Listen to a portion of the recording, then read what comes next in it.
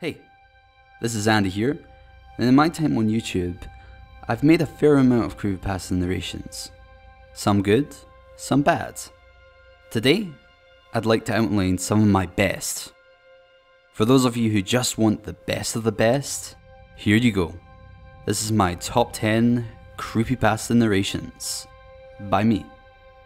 Now, please remember that this selection is purely of my own narrations and my personal choice, based on the quality of the story, my performance, music direction, and the combination of everything as a whole to create an entertaining creepypasta narration. I may do other top 10 videos in the future, but for now, let's begin with this one. Number 10.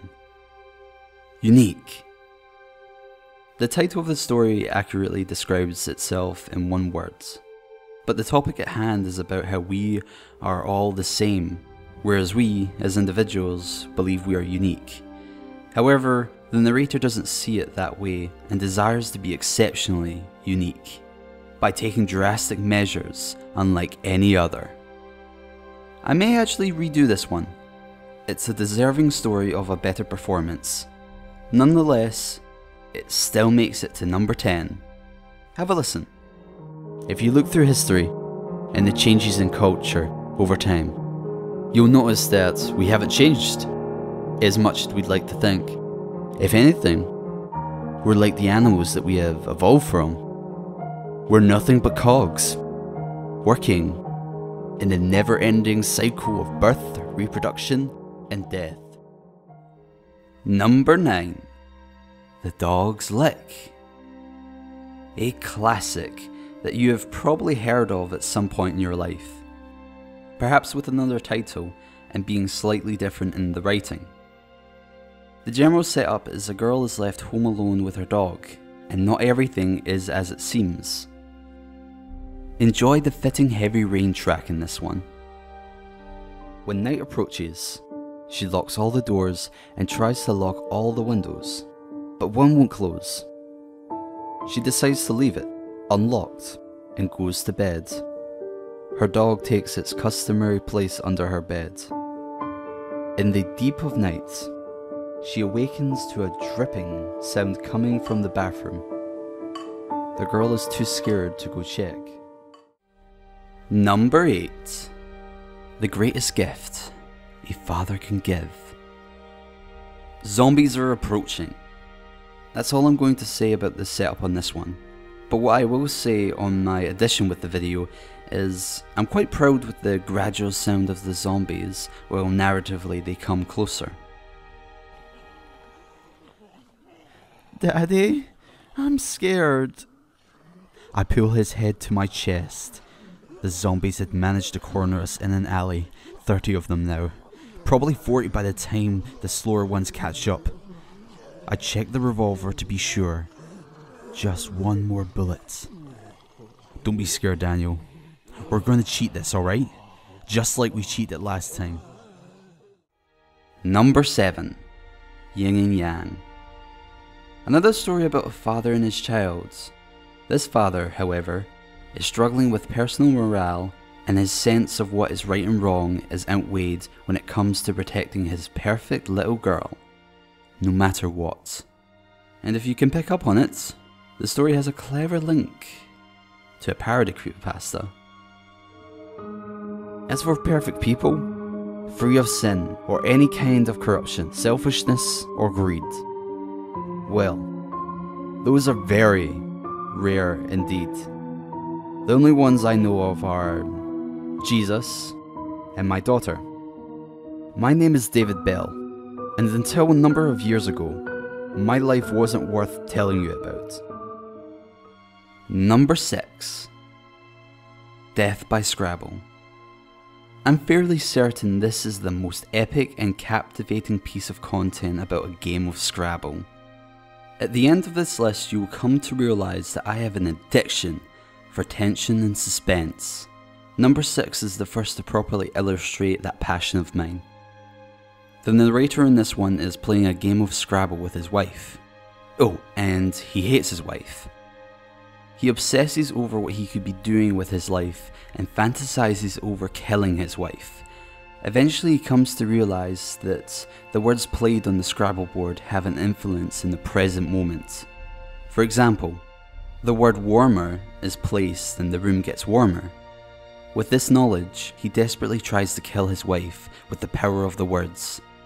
This story as a written piece is absolutely amazing, and even though the video as a whole was great, I honestly feel like I could do a better job at narrating this now.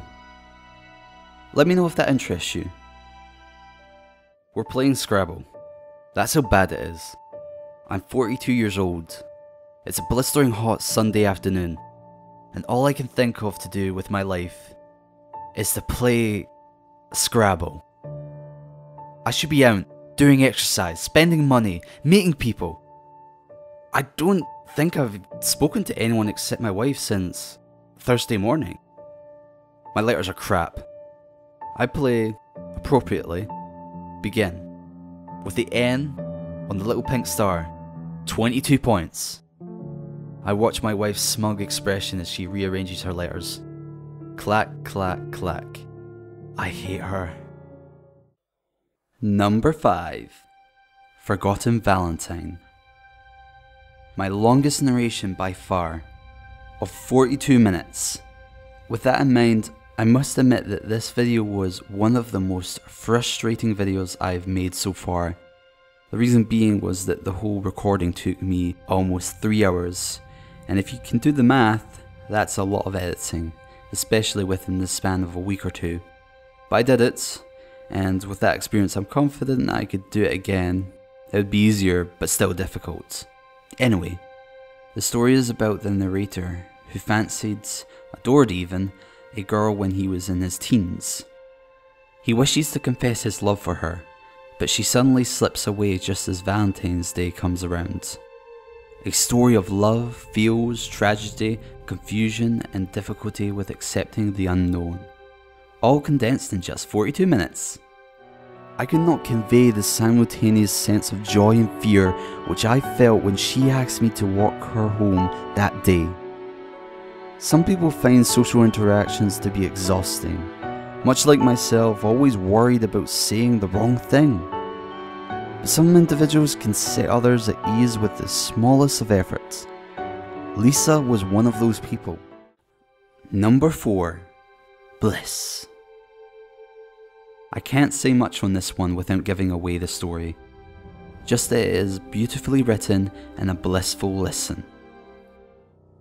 She felt weightless and free, and thought to herself this must be what it feels like to fly. Her eyes flickered open slowly, everything slightly blurred, but beautiful. Number 3. All firemen are heroes. This piece is probably my most atmospheric narration, with the sound effects and the narrator having a one-sided conversation with a mute character. The character is shown to be sinister, obnoxious, and narcissistic, with his self-absorbed personality and his ideals. I think it would be anyone's nightmare to be approached by this character in the same situation as the story. You know, it is fires like these that made me want to become a fireman. To see raging death dance across the floors, walls and ceilings is an incredibly beautiful and mystical sight. Don't you agree? Number 2. Your secret admirer. Talk about obsessed, I'd do anything for you, romantic stalker. This guy goes to a far-reaching extent to deal with this girl's problems. Extreme measures, by the way, for a girl that doesn't even know him personally. I'm writing to tell you how I really feel. You probably didn't notice, but for the longest time, I've always been there for you. I want you to know what I've done, and I hope that by opening up like this, you'll feel the same for me, and we could be happy together, forever. You were always with your group of friends, who were so different from mine. Who am I kidding? I never really had any friends. The only thing that got me through all these years of loneliness was watching you, admiring everything you did, the way you gracefully went through your day without fault simply left me in awe. Number 1. Symmetry. I'm sure you were wondering when this one was going to come up, and it takes number 1 by a close call from second place. One of the most popular stories on NoSleep, and already has many amazing renditions online. Mine is another edition, and it turns out to be one of my best works so far. OCD over Symmetry will make you do crazy things. That's what this story is all about. It can't get any more intense than this, with a character who is so delusional to realise his own insanity and acts upon his urges to change the asymmetrical parts of his life. I've started referring to it as it because I truly believe it's a thing inside me, a stowaway that shouldn't be there, but lives inside me. It's a need, a desire, a longing to be perfect. Perfect on both sides. That feeling never lasts though. Eventually, it comes back and finds something else that needs fixing. It's all I think about now. Everything is in its right place. Except, I had never felt this way before, never had this much hope. Only then had I realised what I'd done to myself. I couldn't believe it. All links to the stories are on screen and in the description. Let me know in the comments your thoughts on my narrations. Also, let me know if I should do more of these top 10 videos. Constructive criticism would be amazing, seeing as this is my first top 10 video, and I feel very nervous about it. And thanks for watching. This has been Andy. See you guys next time. Bye.